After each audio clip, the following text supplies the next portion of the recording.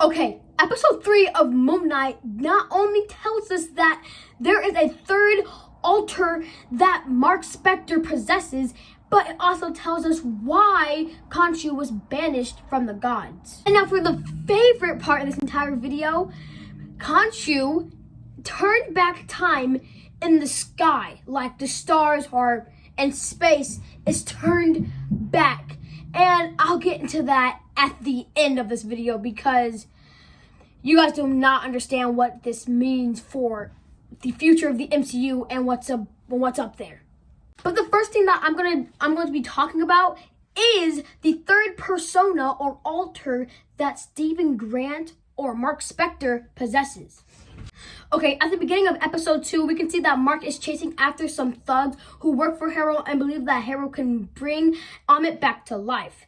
And Mark is fighting these thugs in a little knife fight. And this scene really reminded me of Captain America and the Winter Soldier, when Captain America and the Winter Soldier were fighting each other. And, well, all I gotta say is that the Winter Soldier can really use a knife, like, really well.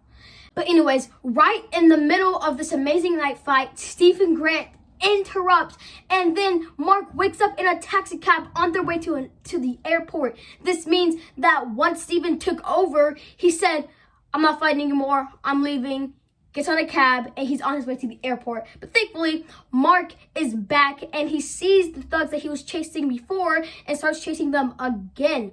And now, once Mark finally gets one pinned down to a wall, Stephen interrupts. This puts Mark out of focus, and he doesn't realize that somebody is behind him about to hit him in the head. And then after he gets hit into the head, he gets punched right in the face, and he falls on the ground.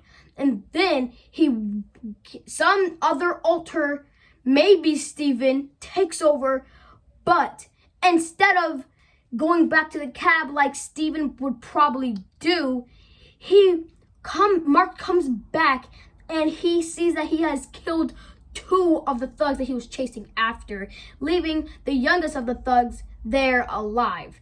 And Mark suspects that Stephen did this because, to his knowledge, there's only 2 altars that he possesses.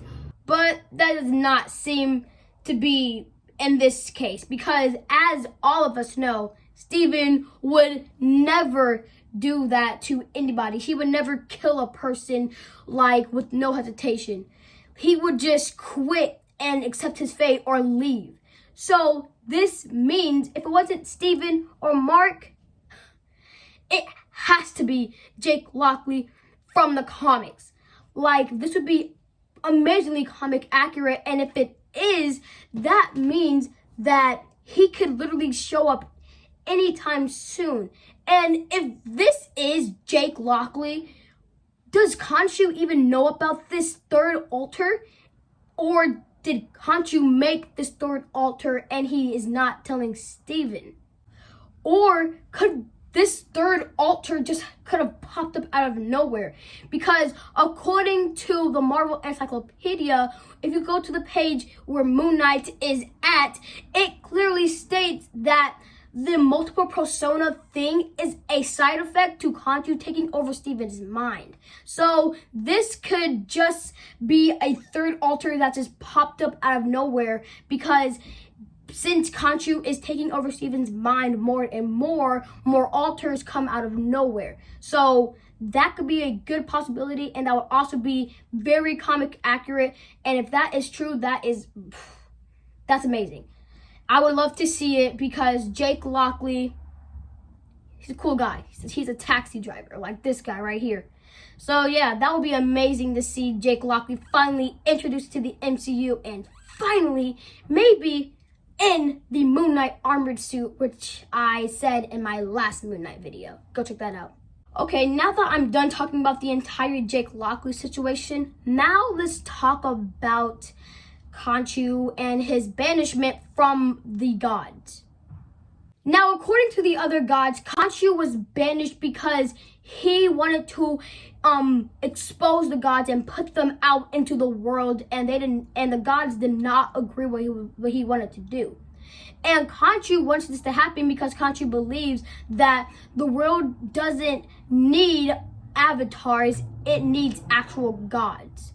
And since the other gods completely disagreed with Khonshu on this, they banished him, and that's when Khonshu was started to take over people's bodies and making them his fist of vengeance and taking down criminals, specifically Harrow, and just kicking butt. But right before the council, we can see Yatsio, who is the avatar of Hathor. She speaks to Mark, and she tells Mark about the romance between Khonshu and Hathor. And this is actually accurate to Egyptian mythology, because in Egyptian mythology, Khonshu and the goddess of music and love, who is Hathor, were actually together, because Hathor, who is the goddess of music and love, was also the goddess of the sky. And with Khonshu being the god of the moon, and since the moon and the sky are together, Hathor and Khonshu were meant to be together.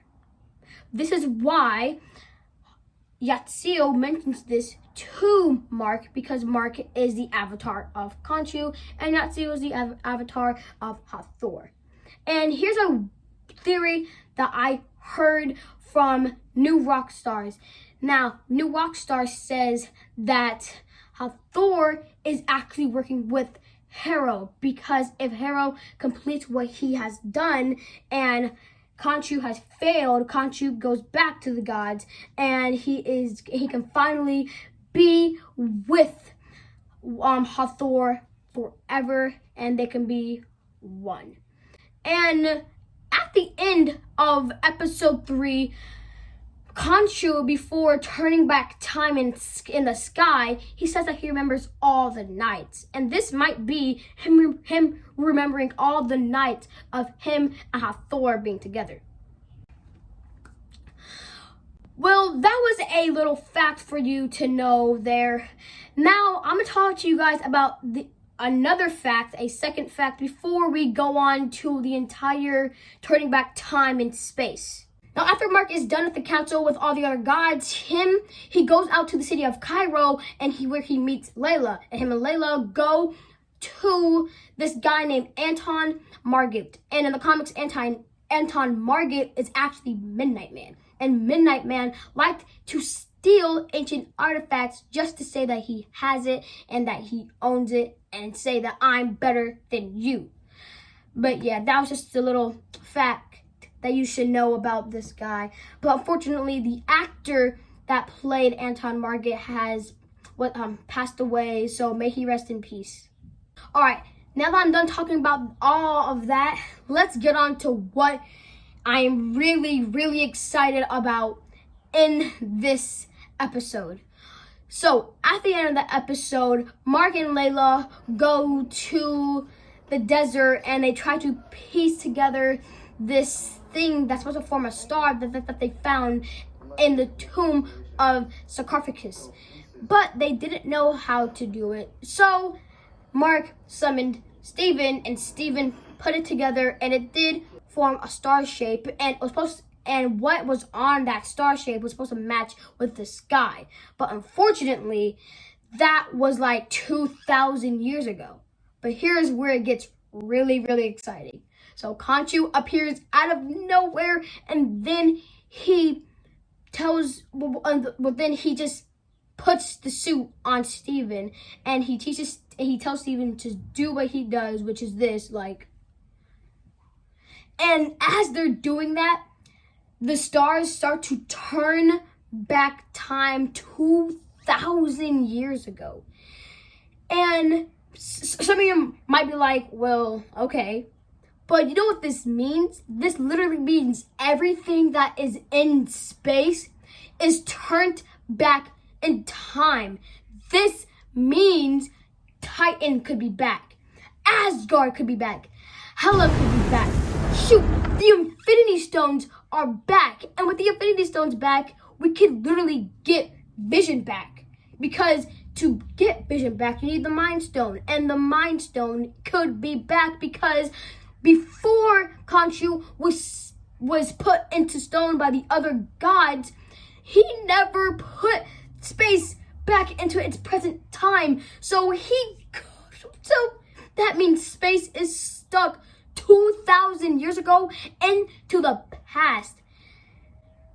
And wow. Just wow. This means there's so many possibilities. Like, so many possibilities. Shoot, Thanos can be back. Ronan can be back. Every villain that's in space could be back. This means maybe Tony Stark could be back. No, I'm kidding. He wasn't in space, sadly. But if he turned back time and, on Earth and he left it there, that would be pretty cool. Actually, I kind of want it, because then the Earth will be 2,000 years into the past and no Avenger was alive back then. So, yeah. But still, this still means that everything in space, everything that you could think of, some things I might be missing. Oh, like Ego. Star-Lord's father could be back. The celestial being, the evil celestial being is back. Shoot, he's gonna go back and searching for his son so he can, make the universe his. But that also means Guardians of the Galaxy and people and the Eternals and Arishem, people that live in space. Does that mean they were affected by this? They could be younger. This could completely affect everything.